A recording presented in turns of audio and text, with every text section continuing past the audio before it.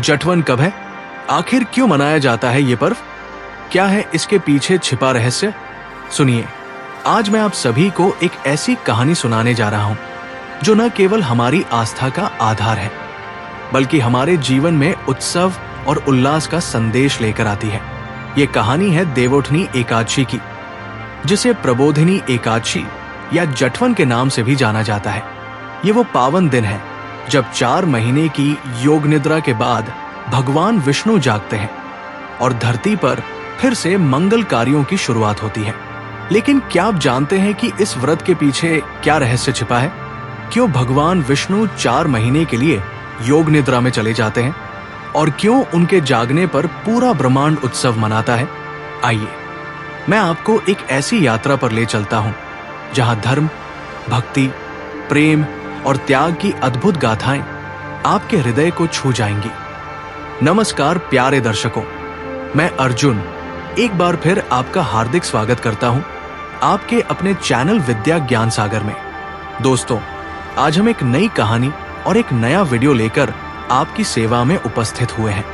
आज की कथा अत्यंत ज्ञानवर्धक और प्रेरणादायक है। कथा शुरू करने से पहले आपसे एक विनम्र निवेदन है। शास्त्रों में कहा गया है कि अधूरी छोड़ी गई कथा दुख और पाप का कारण बनती है, इसलिए इसे अंत तक अवश्य सुने। और अगर आप अपनी माँ से सच्चा प्रेम करते हैं तो इस वीडियो को लाइक करें, हमारे चैनल को सब्सक्राइब करें और कमेंट में माँ लिखकर अपना समर्थन दें। तो आइए, बिना किसी विलंब के आरंभ करते हैं आज की प्रेरणादायक कथा। बहुत समय पहले की बात है, जब क्षीर सागर के मध्य में शेषनाग की शैया पर भगवान विष्णु विराजमान थे। उनके चरणों में माता लक्ष्मी सेवारत थी। चारों ओर दिव्य प्रकाश फैला हुआ था। भगवान का हृदय अत्यंत कोमल था और वे अपने भक्तों की हर पुकार सुनते थे। एक दिन देवर्षि नारद भगवान के पास पहुंचे। उनका मुख उदास था। उन्होंने कहा, हे नारायण, मैं धरती से आ रहा हूं और जो दृश्य मैंने देखे हैं वे हृदय को विदीर्ण कर देने वाले हैं। धरती पर अधर्म का बोलबाला हो गया है। भाई भाई से द्वेष करता है, पिता पुत्र को नहीं पहचानता। भगवान विष्णु ने गहरी सांस ली और कहा, नारद, मैं एक योजना बना रहा हूं, एक ऐसी योजना जो मनुष्य को फिर से धर्म की ओर लौटा लाएगी। पाताल लोक में महाबली नाम के एक महान राजा राज्य कर रहे थे। राजा बलि असुरों के राजा थे, लेकिन उनमें देवताओं से भी अधिक गुण थे। वे न्यायप्रिय थे, प्रजापालक थे और दानवीर थे। राजा बलि ने अपने तप से तीनों लोकों पर विजय प्राप्त कर ली थी, लेकिन धीरे धीरे उनमें अपने दान का घमंड आने लगा था। उन्होंने एक महायज्ञ का आयोजन किया और घोषणा की कि जो कोई भी उनसे कुछ मांगेगा वे अवश्य देंगे। देवताओं ने भगवान विष्णु से प्रार्थना की। भगवान ने कहा, राजा बलि एक महान पुरुष है, लेकिन घमंड सबसे महान व्यक्ति को भी नष्ट कर देता है। मैं उन्हें उनके घमंड से मुक्त करूंगा और अमरता का वरदान भी दूंगा। भगवान विष्णु ने वामन अवतार धारण किया, एक छोटे ब्राह्मण बालक के रूप में। वे राजा बलि के यज्ञ में पहुंचे। राजा बलि ने सम्मान से स्वागत किया और कहा, कृपया मुझसे कुछ मांगिए। वामन ने कहा, मुझे केवल 3 पग भूमि चाहिए। राजा बलि हैरान हुए, लेकिन अपने वचन पर अड़े रहे। शुक्राचार्य ने चेतावनी दी कि ये साक्षात विष्णु है, लेकिन बलि ने कहा, एक राजा के लिए उसका वचन ही उसका धर्म है। वामन भगवान का विराट रूप प्रकट हुआ। एक पग से पृथ्वी, दूसरे से स्वर्गलोक नाप लिया। राजा बलि ने अपना सिर झुका दिया। तीसरा पग मेरे सिर पर रखिए। भगवान अत्यंत प्रसन्न हुए और बोले, तुम्हारी भक्ति से मैं प्रसन्न हूं। मैं वर्ष में 4 महीने तुम्हारे साथ पाताल लोक में रहूंगा। भगवान विष्णु ने आषाढ़ शुक्ल एकादशी के दिन योग निद्रा में प्रवेश किया। ये कोई साधारण नींद नहीं थी, ये योग निद्रा थी, जिसमें भगवान की चेतना सदा जागृत रहती है। माता लक्ष्मी ने पूछा, आप योग निद्रा में क्यों जा रहे हैं? भगवान ने समझाया, इन 4 महीनों में मैं भक्तों की परीक्षा लूंगा। जो सच्चे भक्त हैं वे मेरी अनुपस्थिति में भी मेरा स्मरण करेंगे। ये 4 महीने वर्षा ऋतु के होंगे। धरती नई फसलों के लिए तैयार होगी। जब मैं कार्तिक शुक्ल एकादशी को जागूंगा तो धरती पर फिर से नया जीवन होगा। मेरी योग निद्रा सृष्टि के नवीकरण का समय है। जैसे ही भगवान योग निद्रा में गए, धरती पर परिवर्तन होने लगे। मंदिरों का दिव्य प्रकाश मध्यम पड़ने लगा। एक छोटे गांव में पंडित विश्वनाथ नाम के वृद्ध ब्राह्मण रहते थे। आषाढ़ एकादशी के बाद उन्हें अनुभव हुआ कि पूजा में वो शांति नहीं मिल रही जो पहले मिलती थी। उनकी पत्नी ने कहा, आप व्यर्थ में पूजा में समय क्यों गवाते हैं? बेहतर होगा कुछ काम करें। पंडित जी ने समझाया, ये भगवान की परीक्षा है। भगवान योग निद्रा में है, लेकिन मेरी भक्ति वैसी ही रहेगी। गांव में लोग धीरे धीरे अपने धर्म से भटकने लगे। व्यापारी झूठ बोलने लगे, किसान लड़ने लगे। गांव के प्रधान ने कहा, भगवान सो रहे हैं, वे देख नहीं रहे, हम जो चाहे कर सकते हैं। पंडित विश्वनाथ ने दुखी मन से कहा, भगवान सदा जागृत है, ये हमारी परीक्षा है। पूरी धरती पर अधर्म बढ़ने लगा, लेकिन कुछ सच्चे भक्त थे जो अपने धर्म पर अड़िग रहे। दक्षिण में रुक्मिणी नाम की एक गरीब विधवा रहती थी। उसकी भक्ति अटूट थी। जब पड़ोसियों ने ताना मारा, तुम्हारे भगवान सो गए हैं, रुक्मिणी ने मुस्कुराते हुए कहा, भगवान कभी नहीं सोते, ये योग निद्रा हमारी परीक्षा है। उत्तर में धर्मदास नाम का एक युवा था। उसके पिता ने कहा, भगवान सो रहे हैं, हम व्यापार में कुछ गलत तरीके अपना सकते हैं। धर्मदास ने विनम्रता से कहा, पिताजी, जब भगवान जागेंगे तो मैं उनकी आंखों में कैसे देख पाऊंगा यदि मैंने अधर्म किया?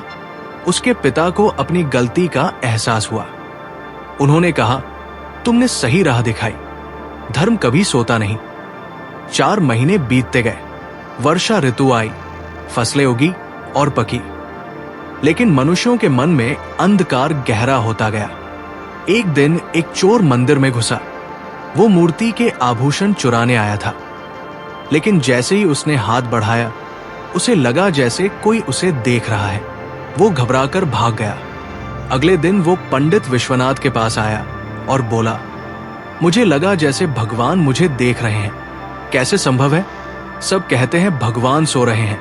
पंडित जी ने समझाया, भगवान की चेतना सदा जागृत है, ये तुम्हारे लिए संकेत था कि तुम गलत रास्ते पर हो। चोर की आंखों में आंसू आ गए। मैं अपना जीवन बदलना चाहता हूं। पंडित जी ने कहा, कार्तिक शुक्ल एकादशी को भगवान जागेंगे। उस दिन व्रत रखो और अपना जीवन बदलने का संकल्प लो। जैसे जैसे कार्तिक मास नजदीक आया, भक्तों में उत्साह बढ़ने लगा। रुक्मिणी ने अपनी झोपड़ी साफ की, दीपक जलाए। धर्मदास ने गांव में घोषणा करवाई कि कार्तिक एकादशी को विशाल सत्संग होगा। कुछ लोग हंसे, ये सब पाखंड है, लेकिन पंडित विश्वनाथ शांत रहे और बोले, जो देखना चाहते हैं वे एकादशी को आए, भगवान स्वयं दर्शन देंगे। स्वर्ग में देवताओं ने तैयारियां शुरू की। गंधर्व वाद्य यंत्र तैयार कर रहे थे। अप्सराएं नृत्य का अभ्यास कर रही थी। माता लक्ष्मी ने तुलसी सजाई। पाताल में राजा बलि भी प्रतीक्षा कर रहे थे। उन्होंने कहा, भगवान ने मुझे जो सम्मान दिया वो अकल्पनीय है, मैं सदा उनका ऋणी रहूंगा। और अंततः वो पावन दिन आ गया। सूर्योदय से पहले भक्त जाग गए। मंदिरों में घंटियां बजने लगी। रुक्मिणी ने तुलसी के पत्ते और दीपक लेकर पूजा की। पंडित विश्वनाथ ने विशेष पूजा का आयोजन किया। धर्मदास ने गरीबों को भोजन कराया। वो चोर भी आया व्रत रखकर, अपना सब कुछ लौटाकर। सूर्योदय के समय अद्भुत घटना घटी। क्षीर सागर में भगवान विष्णु ने आंखें खोली। उनके जागते ही पूरे ब्रह्मांड में नई ऊर्जा का संचार हुआ। माता लक्ष्मी ने तुलसी अर्पित की। भगवान ने कहा, अब देखना है कि मेरे भक्तों ने इस परीक्षा में कैसा प्रदर्शन किया। देवताओं ने वाद्य बजाए। पुष्पों की वर्षा हुई। गंगा में लहरें उठीं। पक्षियों ने मधुर गीत गाए। पूरी प्रकृति उत्सव मना रही थी। भगवान ने धरती की ओर देखा। उन्होंने देखा कि कैसे रुक्मिणी ने गरीबी में भी भक्ति नहीं छोड़ी, कैसे पंडित विश्वनाथ ने विरोध के बावजूद धर्म निभाया, कैसे धर्मदास ने लालच में न आकर सत्य चुना। भगवान ने लक्ष्मी जी से कहा, ये हैं मेरे सच्चे भक्त, इन्होंने मेरी अनुपस्थिति में भी मुझे नहीं भुलाया। रुक्मिणी की झोपड़ी में दिव्य प्रकाश फैला। भगवान प्रकट हुए, तुम्हारी भक्ति से मैं प्रसन्न हूं, मांगो क्या चाहिए। रुक्मिणी रो पड़ी, प्रभु मुझे कुछ नहीं चाहिए, बस ये वरदान दीजिए कि मेरी भक्ति सदा ऐसी ही बनी रहे। तथास्तु, तुम्हारी भक्ति अटूट रहेगी और तुम्हें जीवन भर किसी चीज की कमी नहीं होगी। जब रुक्मिणी ने आंखें खोली, उसकी झोपड़ी अनाज और सब कुछ से भर गई थी। पंडित विश्वनाथ के मंदिर में भी भगवान प्रकट हुए। तुमने अपने गांव को अंधकार से बचाया, तुम धन्य हो। धर्मदास के घर भगवान पहुंचे, तुमने लालच को जीता, तुम्हारा व्यापार सदा फलेगा। और उस चोर के पास भी भगवान पहुंचे, तुमने गलती मानी और सुधार किया। ये सबसे बड़ी भक्ति है। अब नया जीवन शुरू करो। भगवान के जागने के साथ धरती पर नया युग शुरू हुआ। जो अधर्म के रास्ते पर थे, उन्हें अपनी गलती का एहसास हुआ। गांव का प्रधान पंडित जी के पास आया, मैं गलत था, कृपया मुझे क्षमा करें। पंडित जी ने समझाया, भगवान से क्षमा मांगो। याद रखो, भगवान कभी नहीं सोते। योग निद्रा हमारी परीक्षा थी, धर्म हर समय पालन करना चाहिए। गांव में फिर से शांति आई। लोग प्रेम करने लगे, मंदिरों में भीड़ लगने लगी। कार्तिक एकादशी से विवाह और मांगलिक कार्य शुरू हो गए। किसानों ने फसलें काटी और भगवान को धन्यवाद दिया। व्यापारी ईमानदारी अपनाने लगे। बच्चे माता पिता की सेवा करने लगे। गुरुओं की आज्ञा का पालन होने लगा। देवोठनी एकादशी के साथ ही एक और महत्वपूर्ण परंपरा शुरू हुई, तुलसी विवाह। भगवान विष्णु और तुलसी का प्रतीकात्मक विवाह। ये विवाह दर्शाता है कि कैसे भगवान हर छोटी चीज को भी महत्व देते हैं। तुलसी एक साधारण पौधा है, लेकिन भगवान ने उसे अपनी प्रिया बनाया। इससे ये संदेश मिलता है कि भगवान की नजर में कोई छोटा या बड़ा नहीं है, हर कोई उनके लिए महत्वपूर्ण है। रुक्मिणी ने अपनी झोपड़ी में तुलसी विवाह का आयोजन किया। उसने तुलसी के पौधे को सजाया, छोटी सी मूर्ति को वस्त्र पहनाए और विवाह की सभी रस्में निभाई। जब वो तुलसी विवाह कर रही थी, तो उसे ऐसा लगा जैसे भगवान स्वयं वहां उपस्थित है। उसका हृदय आनंद से भर गया। उसने सोचा, ये कितना सुंदर है कि भगवान एक साधारण पौधे से विवाह करते हैं। ये हमें सिखाता है कि प्रकृति का हर अंश पवित्र है। पूरे गांव में तुलसी विवाह का उत्सव मनाया गया। लोगों ने तुलसी के पौधे लगाए, उनकी पूजा की। ये परंपरा आज तक चली आ रही है। इधर पाताल लोक में राजा बलि भगवान विष्णु को विदा कर रहे थे। भगवान ने 4 महीने राजा बलि के साथ बिताए थे और अब उन्हें वापस अपने कर्तव्यों में लौटना था।